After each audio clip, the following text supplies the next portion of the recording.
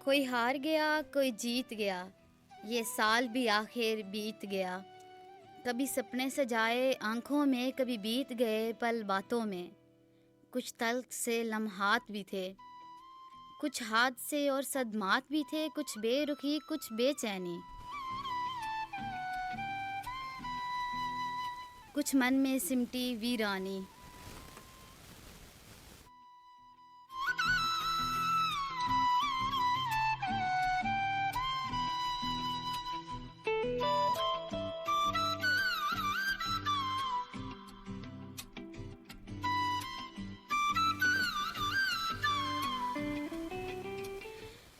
पर अब के बरस ए दोस्त मेरे, पर अब के बरस ए दोस्त मेरे, अल्लाह से दुआ मांगी है। कोई पल ना तेरा उदास गुजरे, कोई रोग न तुझको रास गुजरे, कोई शख्स न तुझसे गिला करे। तू खुश रहे आबाद रहे, तू जो चाहे वो हो जाए, तू जो मांगे वो मिल जाए। तेरी माफ़ी वो हर एक ख़ता करे, तुझे ऐसे ही रब अता करे।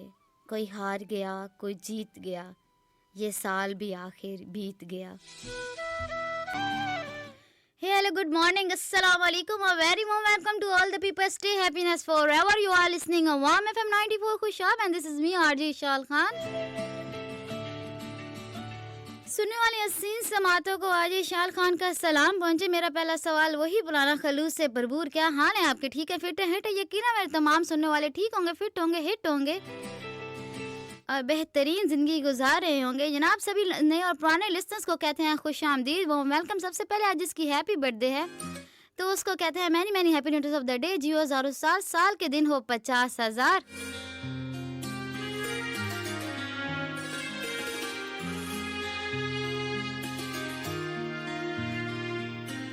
जिनकी तबीयत थोड़ी सी नासाज है जनाब मेरी तरह जी, तो उनको बोलेंगे गेट वेल सून।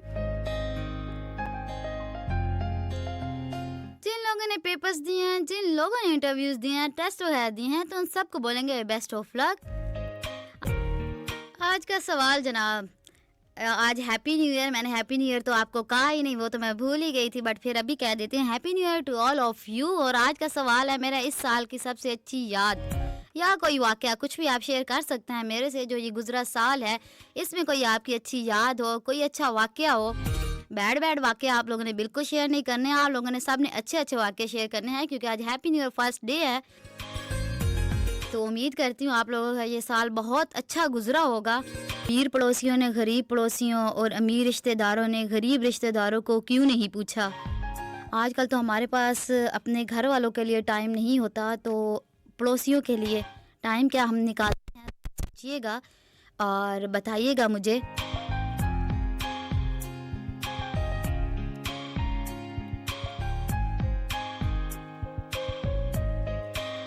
आजकल का जो हमारा माशरा जो बहुत मॉडर्निज्म बन चुका है, सबको किसी के दुख का तब पता चलता है जब कोई इंसान मर जाता है या जब कोई इंसान खुदकुशी कर लेता है, ये दुनिया छोड़कर चला जाता है।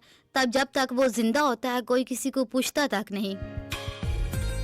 जब वो जिंदा होता है तब हम क्यों नहीं पूछते, जब मर जाते हैं लोग तब ही क्यों हम कहते हैं कि काश हमें पहले पता होता तो हम इनकी मदद कर देते, कि काश वो टाइम वापस आ जाए तो हम इनकी ज़रूर हेल्प करते। तो जनाब जो काश लफ्ज़ होता है ना, ये सिर्फ काश कहने की हद तक होता है। जो टाइम गुजर जाता है वो वापस कभी नहीं आता, क्योंकि जो चीज़ें चली जाएं वो पलट कर वापस आपके पास बहुत कम ऐसा होता है कि वो आएँ। ज़िंदगी आसान नहीं है, ये कांटों की राह है, इस पर चलते चलते बहुत से कंकर और कांटे पैरों को लहूलुहान कर देते हैं और मंजिल तक पहुंचना बहुत मुश्किल हो जाता है। मगर ठहरिए, थोड़ी देर के लिए रुक कर अपने पैरों के कांटे निकालिए और दूसरों के लिए बिछाए गए कांटे राह से साफ करके देखें, तो ज़िंदगी सबके लिए कितनी आसान हो जाएगी। ये आपको खुद ही अंदाज़ा हो जाएगा जब आप ऐसा कुछ भी करेंगे। तो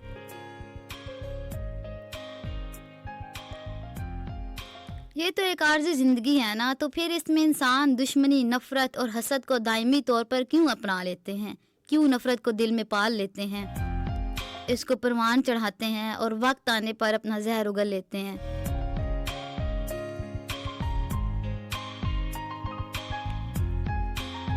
छोटी-छोटी बातों पर हम गुस्सा करते हैं, छोटी-छोटी बातें हम अपने दिल में रख लेते हैं और जब वक़्त आता है तो हम अपना सारा जितना भी हमारे अंदर एक पॉइज़न ट्री बन चुका होता है, उसको हम बाहर निकाल देते हैं।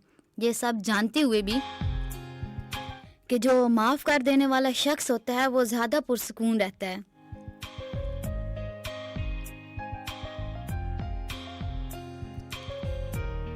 मगर कोई भी ये फ़ैसला नहीं कर पाता कि दिल से नफ़रत, हसद और दुश्मनी के कांटे निकाल दें, दूसरों के साथ-साथ अपने आप को भी सुख दें। कल एक ऐसी खूबसूरत बात पढ़ने को मिली मुझे, जिसको पढ़कर मैं गहरी सोच में चली गई। वो जुमला था कि कमज़ोर का नुकसान ना करो, वो आपकी आखिरत को ख़तरे में डाल देगा। जब ये जुमला मैंने पढ़ा कि कमज़ोर का नुकसान ना करो, वो आपकी आखिरत को ख़तरे में डाल देगा, तो यकीनन जनाब मज़लूम की जो आह होती है वो अर्शे बरी को हिला देती है। इसलिए कभी किसी कमज़ोर और मज़लूम पर ज़ुल्म नहीं करना चाहिए। कहते हैं ना कि हम भी फ़रिश्ते नहीं होते हैं, गुनाह तो हमसे भी होते हैं। तो किसी को माफ़ करेंगे तो होप सो आपको भी माफ़ कर दिया जाए।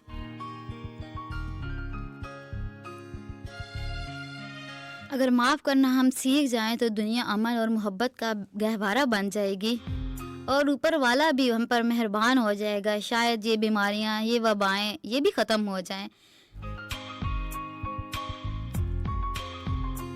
क्योंकि जब भी किसी जगह पर वबा आती है तो उसके बहुत से असरात होते हैं, जैसे जिस्मानी, नफ्सियाती, समाजी, मुआशी असरात।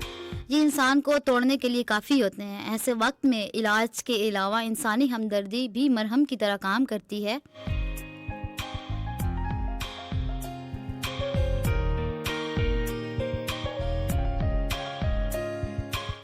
जनाब बातें तो बहुत सी हैं। इसके अलावा मैं एक ख़ातून से मिली थी जिनका इस्लामाबाद के एक पोश इलाके में घर था। ये कुछ अरसे पहले की बात है, ये बात भी आपको बताऊंगी, लेकिन यहाँ पर एक ट्रैक शामिल करते हैं।